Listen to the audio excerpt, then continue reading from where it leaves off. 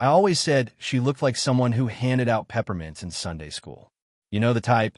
Calm, sweet, glasses that slid down her nose when she laughed. Ginny taught 8th grade English, wore denim skirts and floral cardigans, and kept birdseed in her glove compartment. We married in June 2001. I was 56, widower, 2 young daughters, 10 and 8.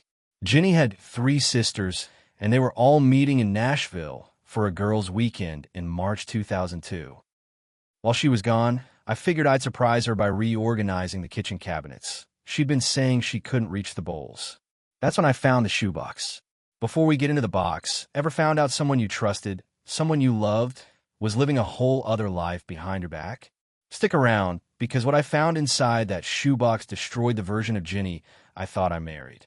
Drop a broken heart if you've ever been blindsided by betrayal. And shout out to Rebecca in Flagstaff, Arizona.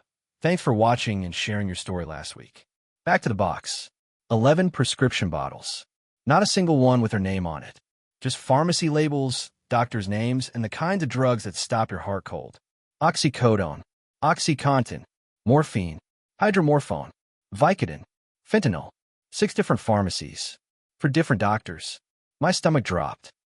Ginny had always been a little edgy after work, but I chalked it up to teenage chaos in the classroom. I never saw this coming. I called Mike, my neighbor down the street, an FBI agent.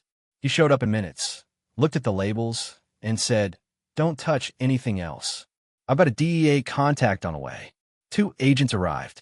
They took over my kitchen like it was a crime scene, and by midnight, our quiet Memphis home had turned into drug central for a federal investigation. They asked one question: "When's your wife coming back?" 2 days, I said, and we waited. For the next 2 days, my home was a staging ground. DEA agents came and went, laying out the bottles, cross-referencing doctors and pharmacies. One agent pulled me aside. "She's running a supply chain out of this house." And from the school. I didn't waste a second. My lawyer in Memphis answered on the first ring. I told him everything. He said, "We move tonight, by 9 p.m. He'd filed for emergency custody of my daughters and a temporary injunction to freeze every joint account. Ginny wasn't getting a cent to hire some high-priced defense lawyer with my money. I changed the locks, packed the girls' things, dropped them at my sister's for safekeeping. By the time Ginny walked through that door, her key wouldn't work anyway. The agents worked overnight, cataloging every pill. At one point, I heard them laugh in disbelief. She'd been storing fentanyl next to the cinnamon. That night, I sat alone at the kitchen table, staring at the shoebox.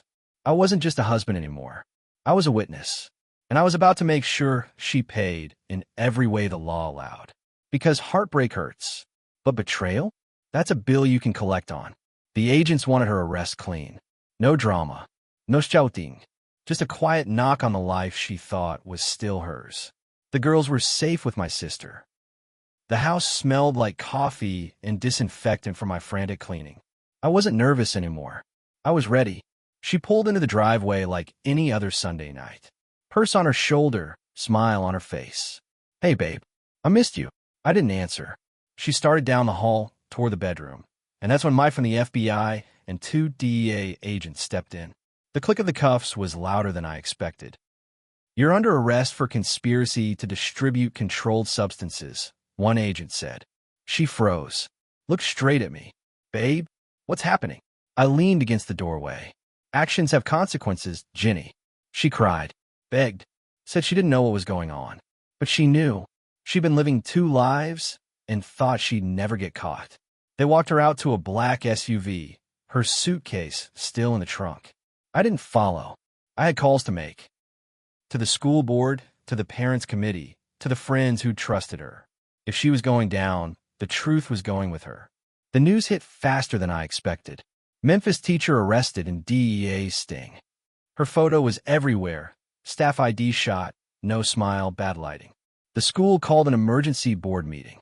I sat in the back while parents and teachers traded shock for fury. A mother asked if I'd known. I told her the truth. I found out 2 days ago. My lawyer kept me 2 steps ahead. Every bank account was locked. Every credit card frozen. The court granted me full temporary custody until the divorce was final. She'd left the house a wife and came back a defendant with nowhere to sleep. The DEA found more pills in her classroom cabinet, alongside a handwritten list of students' names. That sealed her career's coffin. No district would ever touch her again. I didn't shout, I didn't threaten, I didn't raise my hand. I just made sure every door she once opened was locked shut. She took a plea deal, 5 years federal time. No parole. She writes from prison. I don't answer. My peace isn't in her words. It's in my daughter's laughing in a home free of lies. The divorce finalized without a fight. She left with nothing but her clothes from the night she was arrested. No savings. No home. No contact. I went back to fishing on weekends. Coffee on the porch at sunrise. No checking over my shoulder. No wondering what's real. When people ask what I learned, I tell them, revenge is loud. Justice is quiet. And it works better. If you've ever survived betrayal, rebuilt your life, or just want to see justice done the smart way, like, share, and drop a comment. Shout out to Jerome in Lubbock, Texas. Your story about walking away from a cheating business partner gave me chills. Comment your name and city below. I might shout you out in my next story.